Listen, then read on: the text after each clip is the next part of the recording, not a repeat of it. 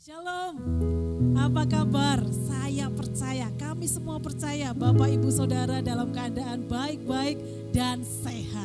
Oh luar biasa, mari kita mulai ibadah kita hari ini dengan penuh sukacita. Kita akan berdoa terlebih dahulu.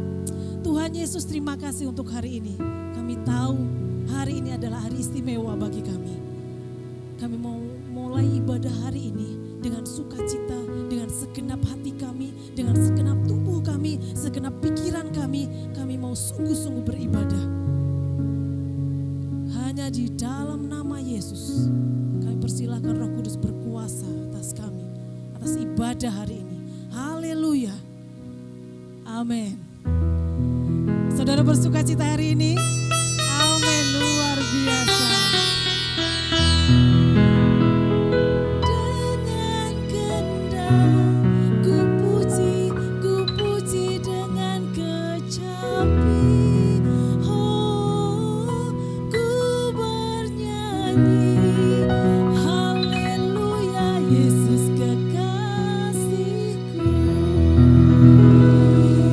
Mari dengan sukacita kita memuji kekasih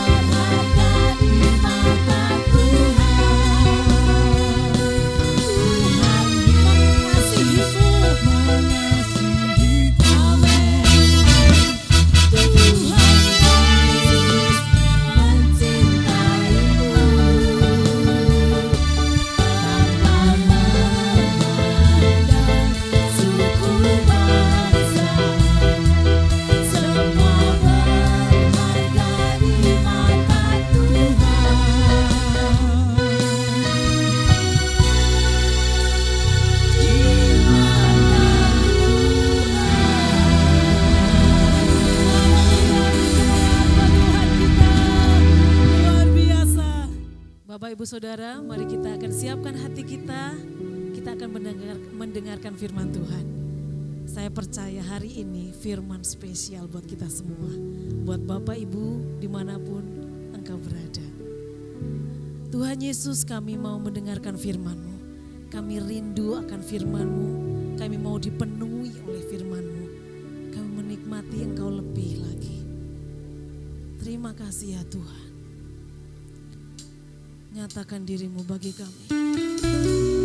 Dalam hadirat-Mu kami mendengarkan firman. Terima kasih ya Tuhan.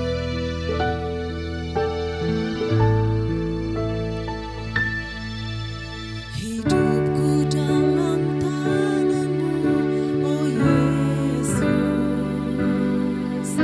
Setiap langkah Kau tetapkan bagiku.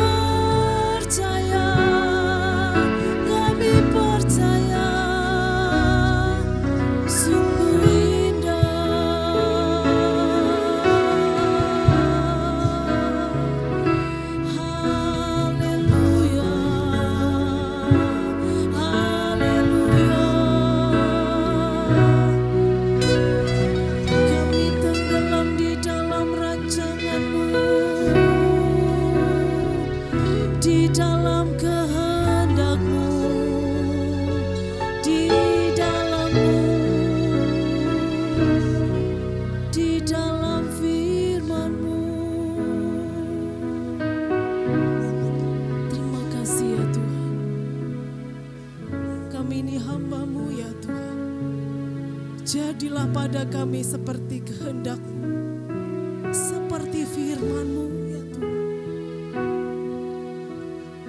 Kami mau Tuhan, urapi hamba-Mu yang akan menyampaikan firman. Kami percaya hamba-Mu bersama-Mu di dalam-Mu, dan firman yang istimewa kami terima hari ini. Di dalam nama Yesus, kami semua siap dengar firman Tuhan. Haleluya. Amin. Shalom Bapak Ibu yang dikasih oleh Tuhan. Haleluya. Salam damai sejahtera dan sukacita bagi hari ini. Berikan kemuliaan bagi Tuhan. Yang lebih keras dong, kencang banget. Haleluya, haleluya, haleluya. Tuhan ada di rumah saudara.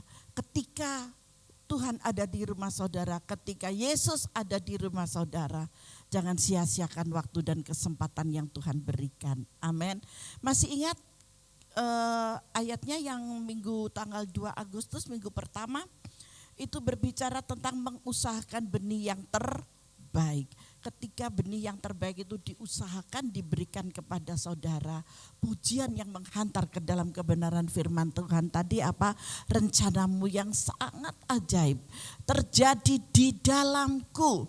Karena apa? Karena Yesus, sungguh aku percaya. Modal percaya semuanya selesai. Amin. Nah, untuk hari ini masih menyambung dari sana, kemarin mengusahakan benih yang terbaik. Dan saat ini Tuhan sedang menaruh benih-benih ilahi kepada umatnya setiap waktu. Jadi benih yang ditaruh oleh Tuhan itu setiap waktu, setiap saat. Pada saat kapan? Pada saat saudara membutuhkan benih itu. Pada saat kapan? Pada saat saudara berintim dengan Tuhan. Pada saat kapan? Pada saat saudara mencari wajahnya. Dia menaruh benih itu. Benih yang sangat luar biasa yang Tuhan berikan. Yuk kita buka ayat firman Tuhannya di dalam Lukas. Di dalam Lukas 24. Ayat 1 sampai 53. Nanti Bapak Ibu saya kasih PR lagi ya. PR-nya panjang banget gitu ya. Di situ ada 3 perikop.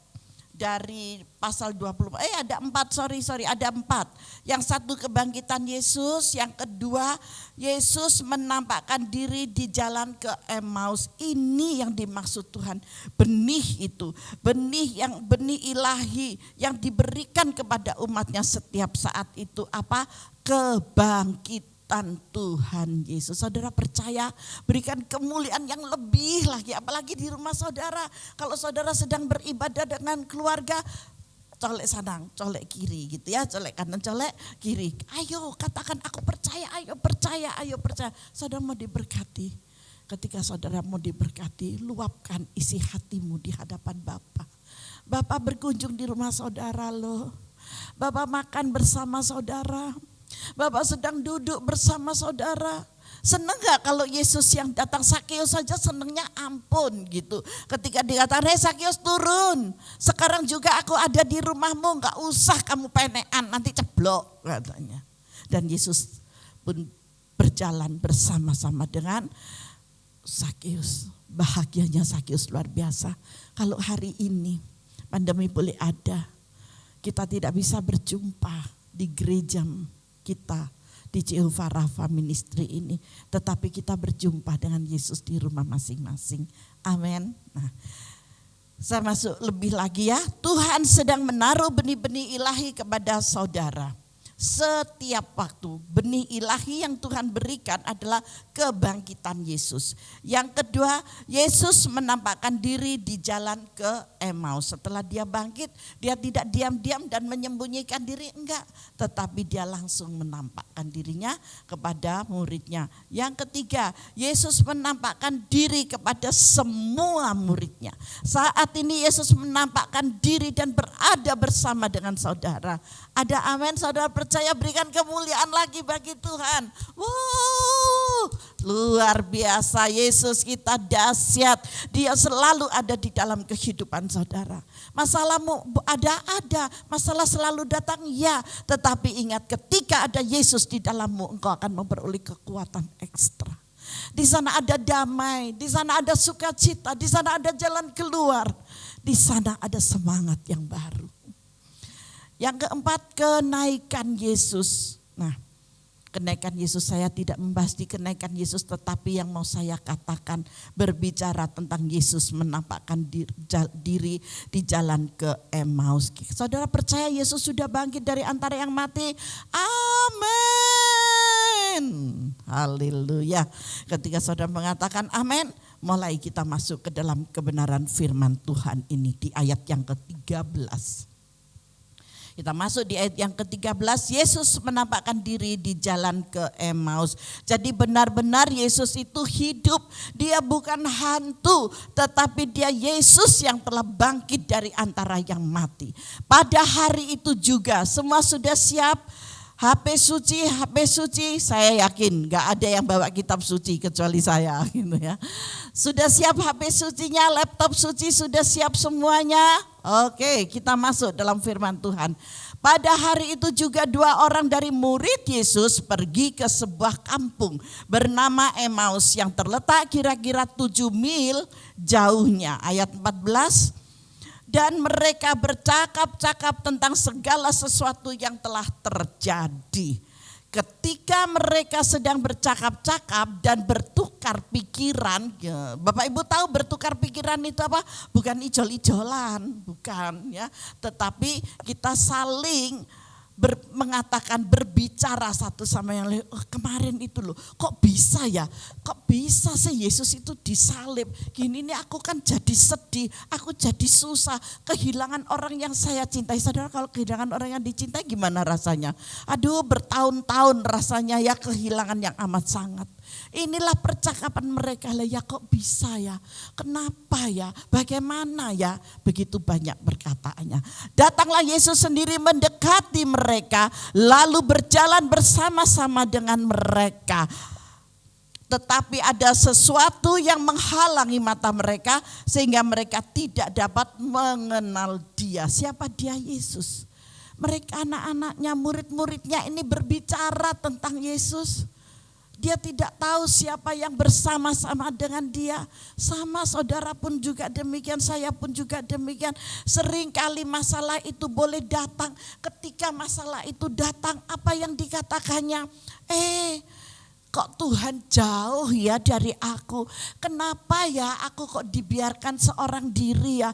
Kenapa ya, dan kenapa itu yang menjadi pertanyaan. Tetapi ternyata apa? Ternyata kita yang ditutupi semuanya. Mata kita ditutup, telinga kita ditutup sehingga kita tidak bisa memahami siapa yang ada bersama dengan kita. Saya yakin dan percaya, Bapak Ibu kalau ke gereja, sekarang saya bertanya, kalau ke gereja paham gak dengan bau parfum saya? Pasti paham. Dari kejauhan aja pasti tahu, oh itu Ibu Ida sudah datang. Kok tahu baunya? Saya yakin. Saya yakin dan percaya bau Yesus tetap sama. Tidak akan pernah berubah. Apalagi suaranya yang penuh lembut, penuh cinta kasih, penuh penguasaan diri, penuh kasih sayang. Pasti engkau bisa mendengarnya. Saya yakin ketika mereka berjalan, ketika mereka sedang bercakap-cakap dan bertukar pikiran, datanglah Yesus sendiri mendekati mereka, lalu berjalan bersama-sama dengan mereka. Bau parfumnya Yesus, bau tubuhnya Yesus, logatnya Yesus. Maka dari itu saya mengajak kepada Bapak, Ibu, Saudara yang dikasihi oleh Tuhan.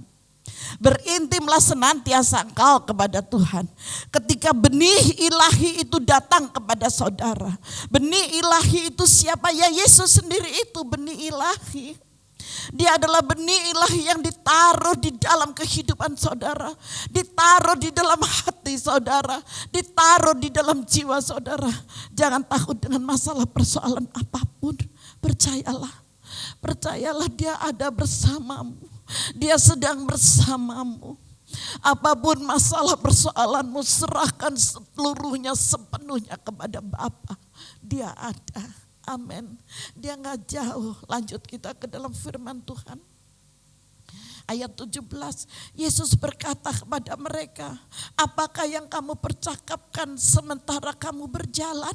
Maka berhentilah mereka dengan muka muram. Mereka gak enak ketika Yesus mengatakan, apakah yang kamu percakapkan? Sementara kamu berjalan hanya bertukar pikir, hanya mengatakan kalau uangku habis, bagaimana mungkin Tuhan Yesus yang sudah mati meninggalkan kita, masih adakah mujizat? Masih maukah dia memberikan, bagaimana bisakah dia masih memberikan mujizat kepadaku? Kira-kira seperti itu. Karena yang dipikirkan oleh manusia ini hanya kebutuhan dan kebutuhan saja. Saya yakin tukar pikiran mereka itu. Ketika Yesus mengatakan demikian, maka berhentilah mereka. Bapak Ibu dekat sama Tuhan, Bapak Ibu sering berintim dengan Tuhan. Saya mengalami hal ini ketika saya berpikir, bagaimana ya, mungkinkah saya bisa menyelesaikan kontrakan rumah saya. Sedangkan kontrakan ini hanya tinggal 2 bulan lagi saya belum bisa bayar. Dari mana saya untuk mendapatkan uang sebanyak ini?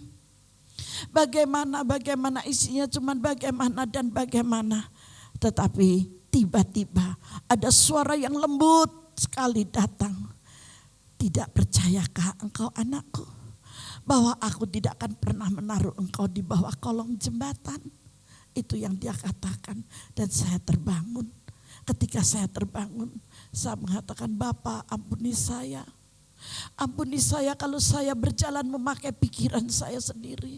Saya tidak memakai pikiran Bapa, hati Bapa yang tinggal dan memperhatikan saya. Setelah diingatkan seperti itu, apa yang terjadi? Mulai kita lanjut di ayat yang ke-18. Seorang dari mereka namanya Kleopas menjawabnya, adakah engkau satu-satunya orang asing di Yerusalem yang tidak tahu apa yang terjadi di situ pada hari-hari belakangan ini? Dia nyelonong aja mengatakan, kamu sok tahu, gak tahu apa-apa. Kamu tahu gak ada masalah kemarin dengan kematian Yesus? Yesus yang digantung di atas kayu salib itu adalah Tuhanku. Bagaimana sekarang setelah aku kehilangan Tuhanku, guruku? Bagaimana, dan dia sering kali membuat mujizat demi mujizat. Ketika aku lapar dia memberikan makanan. Ketika aku haus dia memberikan minum. Ketika aku tidak mendapatkan ikan, dia menyuruh aku menebarkan ikan dan aku mendapatkan ikan sangat banyak. Sekarang aku kehilangan dia, kira-kira pembicaranya seperti itu ya. Tapi di sini tidak tertulis, tetapi saya berilustrasi yang sedemikian. Lanjut dalam firman Tuhan, katanya di ayat yang ke-19, katanya kepada mereka, apakah itu? Jawab mereka, apa yang terjadi dengan Yesus orang Nazaret? Dia adalah seorang nabi yang berkuasa dalam pekerjaan dan perkataan di hadapan Allah dan di depan seluruh bangsa kami. Ya kan? Mujizat yang diperkatakan oleh murid-muridnya. Lanjut di ayat yang ke-20. Tetapi imam-imam kepala dan pemimpin-pemimpin kami telah menyerahkan dia untuk dihukum mati dan mereka telah menyalibkannya. Konyol banget, kami kehilangan banget ini, kami sangat kehilangan.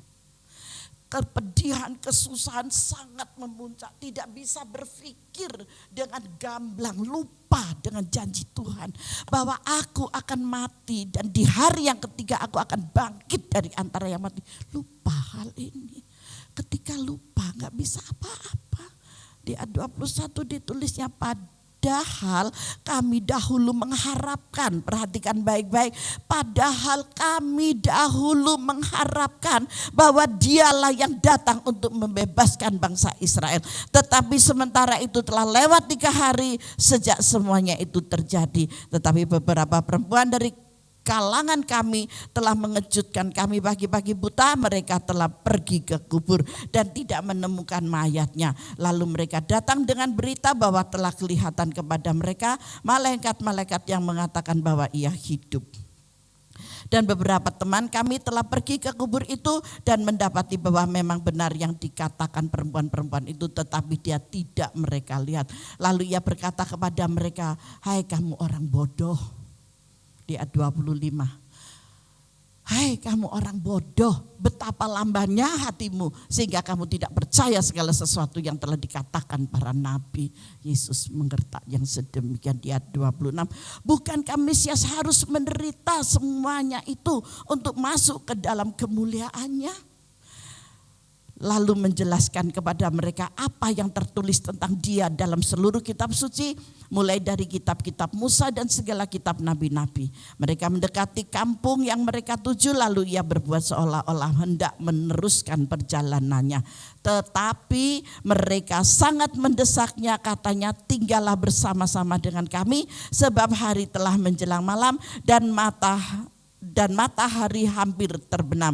Lalu masuklah ia untuk tinggal bersama-sama dengan mereka. Di ayat 30, Bapak Ibu yang dikasihi oleh Tuhan, sadarkah engkau bahwa saat ini Yesus ada di rumahmu? Apa yang menjadi masalah persoalanmu? Hai bapak-bapak, ibu-ibu yang sedang sakit, engkau yang sepertinya tidak mampu untuk berdiri, engkau yang tidak bisa makan, engkau yang tidak bisa minum, bangkit sekarang juga. Kuasa dan mujizatnya tetap ada di dalam rumah saudara. Amin. Dia ada bersamamu, dia ada di rumahmu. Haleluya. Di ayat yang ke-30 dikatakannya, waktu ia duduk makan dengan mereka, ia mengambil roti, mengucap berkat, lalu memecah-mecahkannya dan memberikannya kepada mereka. Bapak Ibu ingat, di tanggal 2 Agustus kita selalu melakukan perjamuan kudus untuk mengenangkan pengorbanannya. Yesus mengatakan di dalam Lukas 24 ayat 30, waktu Yesus duduk makan dengan mereka, ini setelah Yesus bangkit dari kematiannya, Yesus mengambil roti, mengucap berkat. Hal yang sama dia lakukan.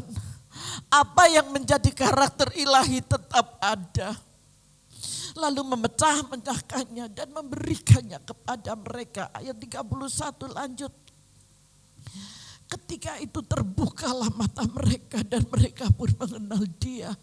Tetapi Yesus lenyap dari tengah-tengah mereka. Kesempatan yang Tuhan berikan kepada saudara jangan disia-siakan. Amin. Ini adalah benih ilahi yang terbaik yang bisa datang sewaktu-waktu kepada saudara. Pergunakanlah waktu yang ada. Jangan saudara berpikir dengan masalah persoalanmu saja. Percayalah. Saya beberapa waktu ke rumah sakit, ada seorang ibu. Ketika saya ada di ICU, sebenarnya saya takut untuk datang, tetapi saya harus ke sana. Karena ibu ini meminta untuk saya pegang tangannya. Ketika saya datang, dia melihat sudah enggak tahan, tetapi dia katakan, ku yakin saat kau berfirman, dia katakan itu, ku menang saat kau bertindak. Pokoknya dia pujikan pujian itu dan dia pegang tangan saya. Dan dia bilang, terima kasih Bu, hati saya sudah dipuaskan. Apa yang terjadi hanya hitungan menit. Begitu saya keluar, beliau sudah tidak ada, tetapi dengan damai. Apakah dia kena COVID? Bukan. Bukan, dia kena sakit liver. Tetapi kepergiannya membawa satu kedamaian. Bukan berarti orang kalau berjumpa saya terus mati, bukan. Itu ya, bukan. Tetapi sudah bertahun-tahun orang ini menderita. Dan dia minta untuk lebih baik, saya lebih aman itu. Jadi dia sudah mempersiapkan dirinya, memang mempersiapkan dirinya. Tuhan sungguh baik. Maka yang mau saya katakan kepada saudara, di ayat yang ke-30 itu, jangan engkau sia-siakan perjumpaan saudara dengan Tuhan. Amin. Mari kita melihat dan kita mengikuti ada di dalam ayat 31 ini. Ketika itu terbukalah mata mereka. Saya hanya mau katakan, mari Bapak Ibu yang dikasihi oleh Tuhan, dengan iman percayamu, terbukalah matamu untuk Tuhan, bahwa Dia selalu ada di dalam kehidupan saudara, dan sewaktu-waktu Dia selalu hadir di dalam kehidupan saudara, karena inilah benih ilahi yang diberikan kepada umat yang dikasihinya. Siapakah umat yang dikasihi saudara dan saya? Adalah umat Allah yang dikasihinya, dan Tuhan tidak pernah terlambat memberikan pertolongan kepada saudara. Amin. Nanti Bapak Ibu bisa dilanjutkan dari ayat 31 ini sampai ayat 53. Nanti kalau kita berjumpa kita ulas. Amin. Loh, masa ada yang dengar gitu? Oh, diselesaikan. Oke, saya selesaikan. Ya, berikan kemuliaan dong bagi Tuhan dulu. Ya, kita lanjut ya ke ayat 32 ya. Kata mereka seorang kepada yang lain, bukankah hati kita berkobar-kobar ketika ia berbicara dengan kita di tengah jalan, dan ketika ia menerangkan kitab suci kepada kita? Rasanya kok sama, ada damai ketika Yesus hadir di dalam engkau. Saya yakin ketika engkau membuka hatimu dan engkau mengizinkan Yesus selalu ada di dalam engkau, pasti gak ada kesusahan, gak ada keluh kesah. Sekalipun sakit, ya boleh berjalan, boleh lewat, boleh lalu, tetapi aku tetap memiliki iman yang percaya kepada Kristus. Amin. Lanjut ayat 33. Lalu bangunlah mereka dan terus kembali ke Yerusalem. Di situ mereka mendapat ke-11 murid itu. Mereka sedang berkumpul bersama-sama dengan teman-teman mereka. Lanjut ayat 34. Kata mereka itu, sesungguhnya Tuhan telah bangkit. Dilingkari, sudah ambil ballpoint semuanya. Haleluya. Kata mereka, sesungguhnya Tuhan telah bangkit dan telah menampakkan diri kepada Simon. Ternyata sebelumnya sudah menampakkan diri kepada Simon, tapi mereka masih memiliki roh keraguan-raguan ya. Ayat 35, lalu kedua orang itu pun menceritakan apa yang terjadi di tengah jalan dan bagaimana mereka mengenal Dia pada waktu Ia memecah-mecahkan roti. Ada bukti, ada fakta yang mereka alami bersama-sama. Bapak Ibu pasti mengenal ya seseorang, orang yang dekat dengan saudara. Ciri-ciri orang ini pasti saudara kenal dan saudara mengerti. Jangan abaikan rasanya ketika Roh Kudus hadir, ketika roh kebenaran itu ada di dalam rumah saudara. Suasana rumah ini nyaman, suasana rumah ini teduh, suasana rumah ini damai. Amin. Itu tandanya ada Roh Kudus. Nah, di ayat 37 saya loncat ya Bapak Ibu ke ayat 37. Mereka terkejut dan takut dan menyangka bahwa mereka melihat hantu. Akan tetapi Yesus berkata kepada mereka, mengapa kamu terkejut dan apa sebabnya timbul keraguan-raguan di dalam hati kamu? Bener gak ya karunianya Bu Ida ini yang dari Tuhan atau dari hantu gitu ya. Kalau saudara jangan ragu-ragu. Perbedaannya kalau itu damai dan itu sejahtera dan terbukti semuanya, jangan diragukan. Di akhir zaman begitu banyak ya, banyak sekali orang-orang yang dikaruniai oleh Tuhan dengan berbagai macam karunia. Saya sampai geli juga beberapa waktu ada yang ini kan tentang karunia, membahas tentang karunia-karunia yang Tuhan percayakan kepada saya. Karunia itu tidak bisa dicari, karunia itu tidak bisa disemedeni. Semedi itu maksud saya ya, semedi di atas bukit itu enggak. Karunia itu diberikan sesuai dengan kehendak Bapa. Dan bagaimana cara saya untuk menanggapinya? Apakah saya mau atau tidak? Apakah saya taat atau tidak? Apakah saya setia atau tidak? Apakah saya tunduk dalam otoritas Bapa atau tidak? Kalau semua yang mengatakan tidak, yang ada di saya itu akan dicabut. Tetapi ketika saya mengatakan Bapa, jadilah menurut kehendakmu, karena saya hanyalah seorang hamba, itu akan terjadi gitu ya. Dan dalam liku-likunya ya dijalani aja. Apakah dengan sungguh-sungguh? Enggak, dengan ucapan Bapa terima kasih. Itu aja, nggak ada yang lain. Jawabannya cuman itu. Amin. Nah, ketika saudara akan diangkat ke tingkat yang lebih tinggi, Tuhan sedang menaruh benih-benih ilahi kepada saudara. Setiap saat dan setiap waktu itu terkait dengan karunia yang Tuhan percayakan kepada saudara. Saya sampai di sana ya, nanti bisa diteruskan sendiri sampai ayat 53. Kalau ada yang tidak mengerti dicatat aja, nanti kalau ketemu dengan Pastor David Tobing bisa untuk ditanyakan, haleluya, atau ke saya boleh gitu ya. Nah sekarang kita mulai masuk. Pertama, dari benih-benih itu menyingkap benih-benih yang terbaik di hati saudara. Di hati saudara, benih kasih. Nehemia 9 ayat 19 sampai 21. Ayo ini ya, kita mulai ke benih-benih. Menyikap benih-benih yang terbaik di hati saudara. Tuhan mau benih itu ditaruh di hati saudara. Benih kasih. Nehemia 9 ayat 19 sampai 21. Bapak Ibu catat dulu ya. Sudah dicatat? Amin. Yuk kita baca. Engkau tidak meninggalkan mereka di padang gurun karena kasih sayangmu yang besar. Tiang awan tidak berpindah dari atas mereka pada siang hari untuk memimpin mereka pada perjalanan. Begitu juga tiang api pada malam hari untuk menerangi jalan yang mereka lalui. Ayat 20, dan engkau memberikan kepada mereka rohmu yang baik untuk mengajar mereka. Juga manamu tidak kau tahan dari mulut mereka.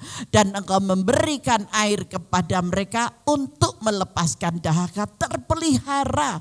40 tahun lamanya engkau memberikan mereka makan di padang gurun. Mereka tidak berkekurangan. Saudara tidak berkekurangan. Amin. Pakaian mereka tidak rusak dan kaki mereka tidak bengkak. Percayakah engkau bahwa 40 tahun lamanya saudara itu diberi makan di padang gurun. Saat-saat pandemi seperti ini saudara masih tetap bisa makan. Di meja makan saudara masih ada nasi. Amin. Dan saudara tidak akan berkekurangan. Saudara tidak akan pernah telanjang. Dan baju saudara itu gak akan rusak. Tetapi masih bisa engkau pakai. Ketika engkau berjalan, engkau tidak akan merasakan kesakitan dan kaki saudara bengkak. Terpelihara dengan luar biasa. Ini adalah benih yang Tuhan taruh di dalam saudara. Ketika saudara mau menyikapi benih-benih yang terbaik di hati saudara. Berpikir positif, pikiran positif, negatif dibuang semuanya. Hal-hal yang tidak baik dibuang semuanya. Masukkan yang terbaik saja. Amin. Saudara mau diberkati? Sudah diberkati. Haleluya. Berikan kemuliaan bagi Tuhan. Amin. Dan yang kedua adalah benih taat. Ayo di Pengkhotbah yuk kita lihat dengan cepat sebentar. Pengkhotbah 4 ayat 17 dulu. Pengkhotbah 4 ayat 17. Ini benih ketaatan. Tuhan mau saudara memiliki roh yang taat, roh yang takut, roh yang setia. Apa yang dikatakan, jagalah langkahmu.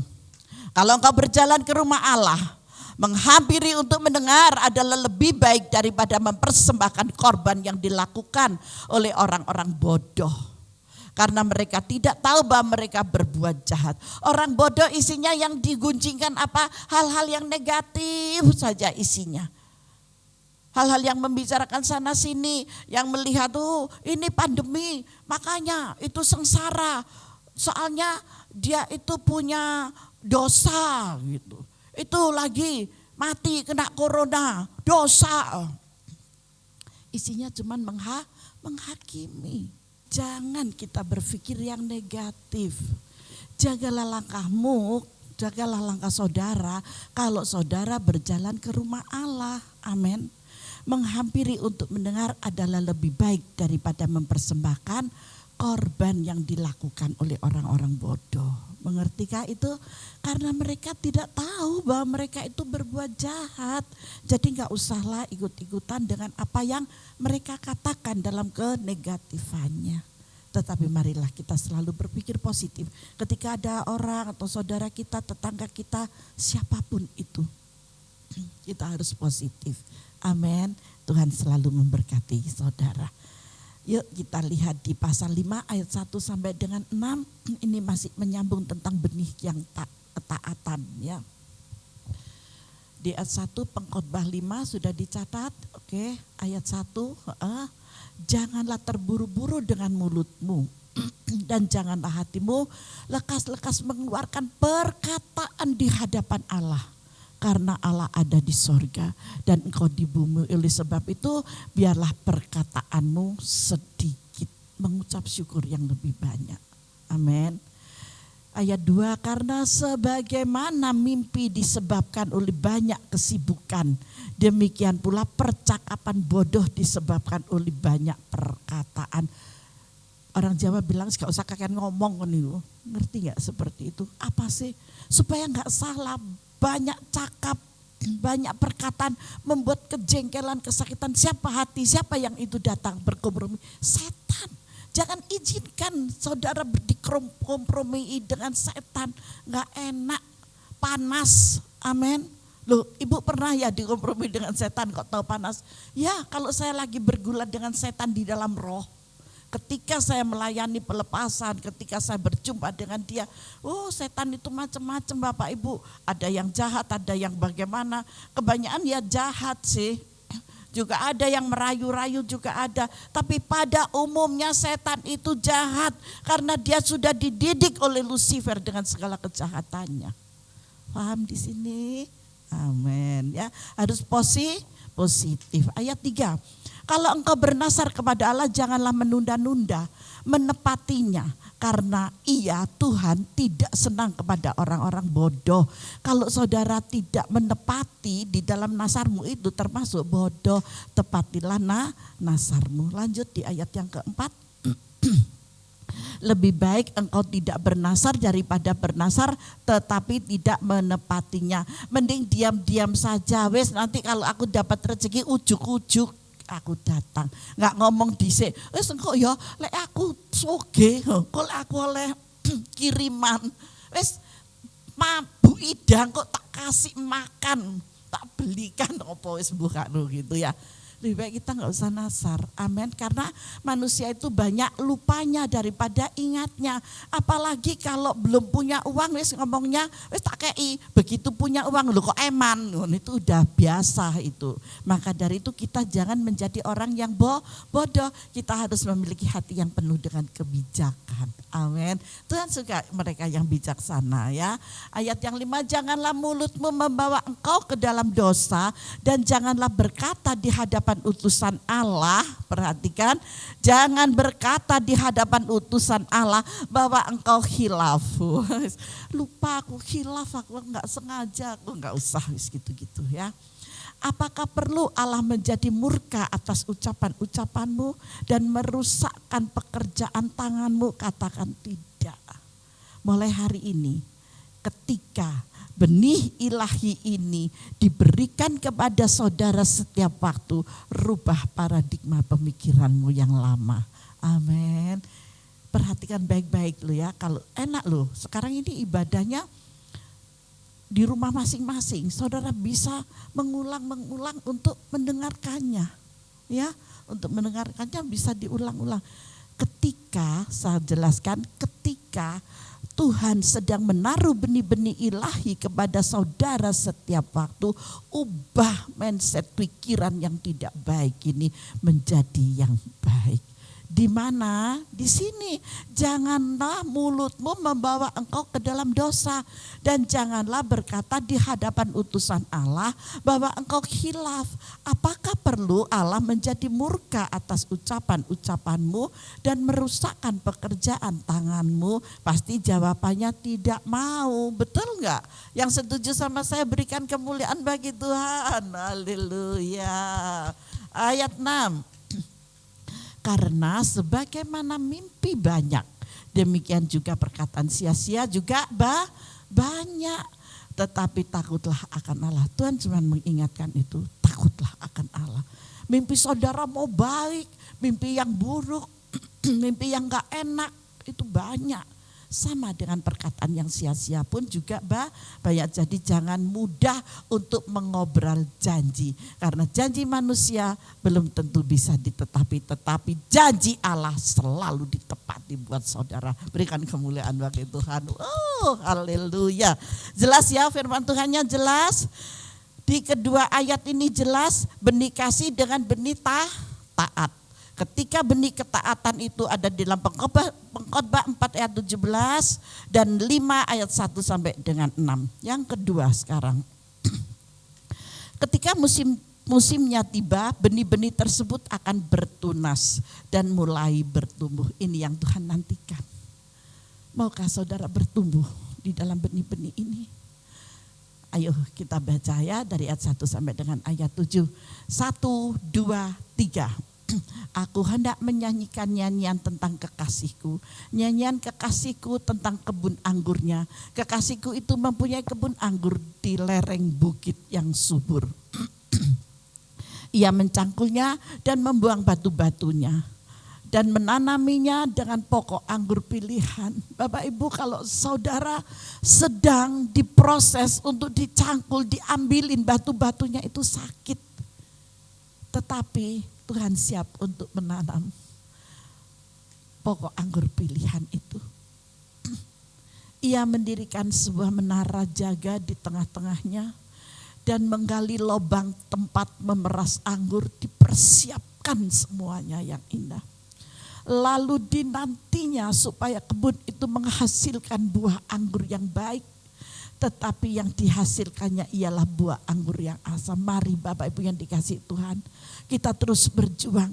Ketika saudara sedang diproses, itu saudara akan memberikan buah anggur yang manis, bukan buah anggur yang asam. Di ayat yang ketiga kita lanjut. Maka sekarang hai penduduk Yerusalem dan orang Yehuda, adililah antara aku dan kebun anggurku. Apatah lagi yang harus diperbuat untuk kebun anggurku itu yang belum kuperbuat kepadanya? Mari kita terus bertanya, Bapa, apa yang harus aku berikan untukmu?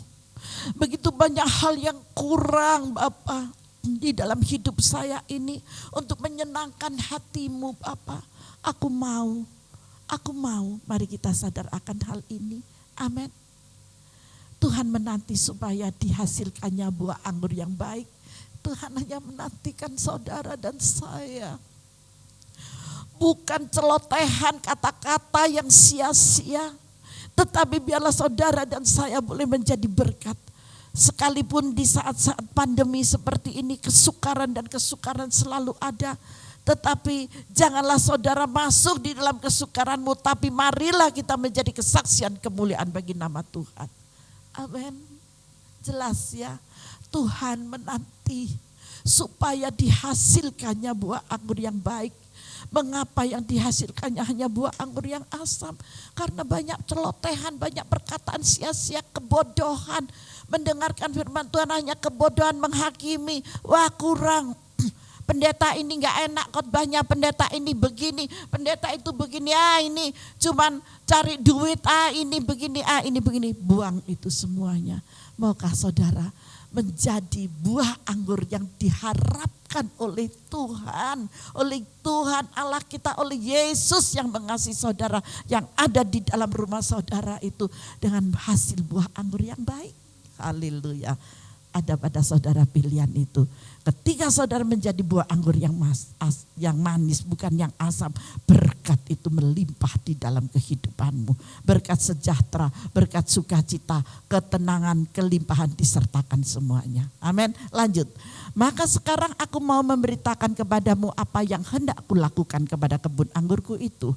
Aku akan menebang pagar durinya sehingga kebun itu dimakan habis dan melanda temboknya sehingga kebun itu diinjak-injak. Ini kalau tidak bisa dipergunakan. Tetapi kalau yang bisa dipergunakan, Tuhan akan meluputkan semuanya. Aku akan membuatnya ditumbuhi semak-semak, tidak dirantingi dan tidak disiangi. Bayangkan, sehingga tumbuh putri malu dan rumput. Aku akan memerintahkan awan-awan supaya jangan diturunkannya hujan ke atasnya. Aduh, kekeringan dan kekeringan itu yang terjadi. Maka dari itu janganlah kita bodoh dan janganlah kita berpikir yang negatif, tetapi masuklah di dalam yang positif. Di ayat yang ke-7, ayat yang terakhir ini, sebab kebun anggur Tuhan semesta alam ialah kaum Israel. Dan orang Yehuda ialah tanaman-tanaman kegemarannya. Dinantinya keadilan tetapi hanya ada kelaliman. Dinantinya kebenaran tetapi hanya ada keonaran. Mari Bapak Ibu yang dikasih oleh Tuhan.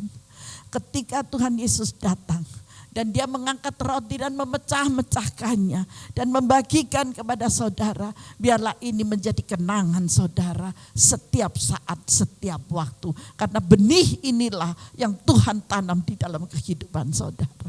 Amin. Maukah kau menjadi benih buah anggur yang manis? Buah anggur pilihan Tuhan ini jangan disia-siakan. Haleluya. Tuhan sangat mengasihi saudara. Saya mau mengajak terus kepada saudara masuk di dalam benih-benih ini. Untuk minggu berikutnya ketika saya yang khotbah akan berlanjut lagi di dalam tentang benih-benih ilahi yang Tuhan taruh di dalam saudara.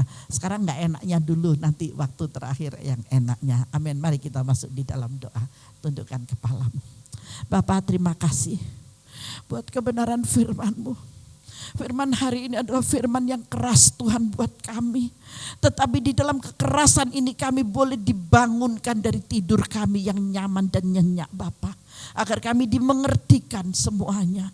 Melalui kebenaran firman-Mu ini Bapa, Engkau akan menjadikan kami manusia-manusia pilihan-Mu. Bapa, terima kasih. Kami percaya Tuhan. Kesempatan yang Kau berikan ini Bapa adalah kesempatan yang istimewa. Suatu anugerah yang luar biasa. Untuk itu Bapa, kami akan tetap menantikan Tuhan apa yang menjadi perkataan-Mu bagi kami. Di dalam nama Tuhan Yesus Kristus. Terima kasih Bapa, terima kasih, terpujilah Engkau Tuhan sekarang sampai selama-lamanya. Haleluya. Yang diberkati oleh firman Tuhan, mari bersama saya katakan amin. Haleluya. Tuhan Yesus memberkati kita. Bapak Ibu Saudara, mari kita mengakhiri ibadah kita hari ini. Saya undang dimanapun kau berada, kita bangkit berdiri, mengangkat kedua tangan kita akan terima doa berkat.